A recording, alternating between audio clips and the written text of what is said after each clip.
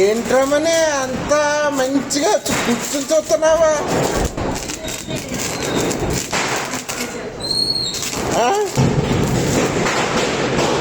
భయం లేదా నీకు? భయం కొంచెమైనా ఉందా? లేదు కదమ్మా? అవును, వీడియో తీయాల్సింది.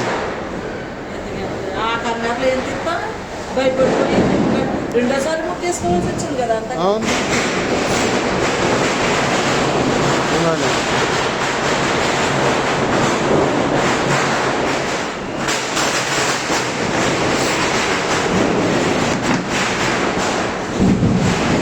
భయం లేదు. వెలిగిస్తుంటే ఎదురుగా కూర్చొని చూస్తున్నా.